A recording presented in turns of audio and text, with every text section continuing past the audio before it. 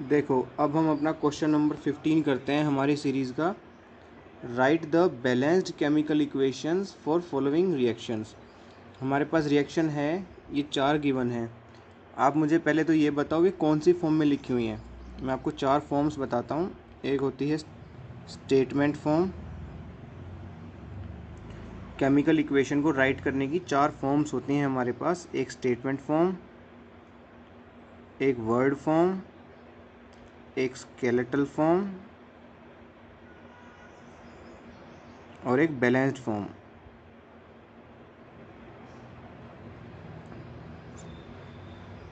आपको इतनी वीडियोस मैंने डाली हैं, इतना कराया है, आपने प्रीवियस वीडियोस देखी हैं तो आप समझ पाओगे कि ये हमारा वर्ड फॉर्म में लिखा है।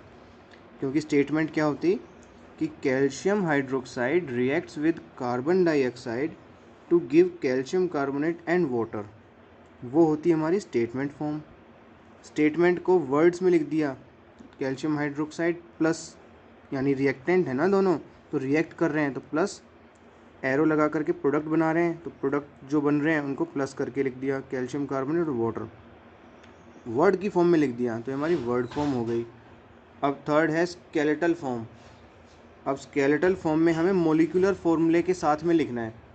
तो हम सबसे पहले अपना स्टार्ट करते हैं। देखो ए को ही लिखते हैं, कैल्शियम हाइड्रोक्साइड, इसका मोलिकुलर फॉर्मूला होता है CaOH ट्वाइस। ये हो गया कैल्शियम हाइड्रोक्साइड। फिर कार्बन डाइऑक्साइड यानी CO2, कैल्शियम कार्बोनेट यानी CaCO3, ये कैल्शियम कार्बोनेट, वाटर हो गया H2O। ये हो गई हमारी स्केलेटल फॉर्म।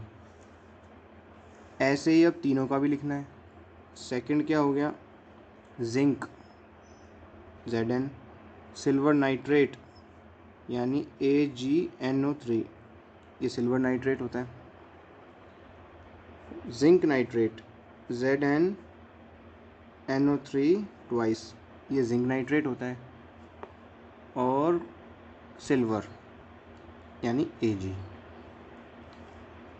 थर्ड है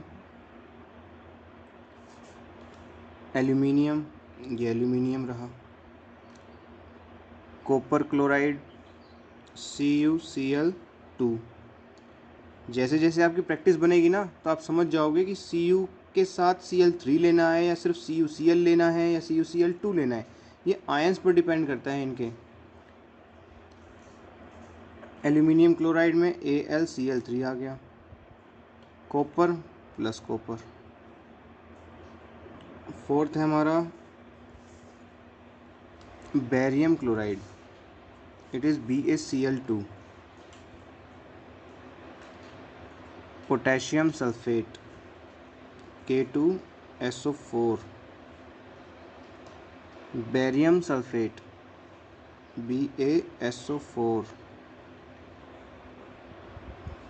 पोटेशियम क्लोराइड यानी कि KCl। ये हो गए हमारे स्केलेटल फॉर्म। लेकिन क्वेश्चन में पूछा है इन्होंने बैलेंस्ड फॉर्म। तो बैलेंस्ड फॉर्म में देखो क्या होता है, हम ज़्यादा नंबर ऑफ एटम से स्टार्ट करते हैं या लेफ़्ट से स्टार्ट कर देते हैं। एक कैल्शियम है, एक कैल्शियम है, एक कार्बन हो गया, एक कार्बन हो गया, ये 2 ऑक्सीजन 2 हाइड्रोजन, एक ऑक्सीजन 2 हाइड्रोजन, एक यहाँ चला गया। वेरी गुड, ये तो ऑलरेडी बैलेंस्ड है। यानी कि ये जो स्केलेटल फॉर्म थी ये ऑलरेडी बैलेंस्ड फॉर्म थी। ठीक है, सारी ऐसी नहीं होती, कुछ बैलेंस करनी पड़ती हैं। तो नेक्स्ट देखो, एक जिंक है, एक जिंक है, एक नाइट्रेट आयन है, यहाँ 2 नाइट्रेट आयन है, तो यहाँ पे 2 लगा देते हैं, 2 नाइट्रेट आयन हो गए। अब यहाँ 2 सिल्वर हो गए तो यहाँ 2 कर देते हैं, हो गई बैलेंस। Very good. थर्ड देखो, एक एल्यूमिनियम है, एक एल्यूमिनियम है, एक कॉपर, एक कॉपर, लेकिन यहाँ 2 क्लोराइड, यहाँ 3 क्लोराइड आयन, तो ये प्रॉब्लम हो गई क्लोराइड आयन की। तो अब क्लोराइड आयन का देखते हैं। क्लोराइड आयन को देखें हम तो देखो यहाँ 3 है ना, यहाँ पर 3 है, तो एक काम करते हैं, इसको दोनों को इक्वल करने के लिए क्या करेंगे, यहाँ पे 2 से मल्टीप्लाई करते हैं, यहाँ पे 3 से कर देते हैं, तो 3 हो गए ना, कि 3 और 2 6 क्लोरीन यहाँ हो गए, 3 और 2 6 क्लोरीन यहाँ हो गए, तो क्लोरीन तो बैलेंस हो गए। अब कॉपर बैलेंस करने हैं, कॉपर 3 है तो यहाँ 3 कर देते हैं, यहाँ पर एल्यूमिनियम 2 है तो यहाँ 2 कर देते हैं, सिंपल हो गए बैलेंस। अब अगला देखते हैं, बेरियम 1 है, बेरियम 1 है, पोटेशियम 2 है, पोटेशियम यहाँ पर 1 है तो यहाँ 2 कर देते हैं ना। अच्छा, अब सल्फेट आयन 1 है, सल्फेट आयन 1 है, क्लोराइड 2 है, क्लोराइड भी 2 हो गए, हो गया बैलेंस।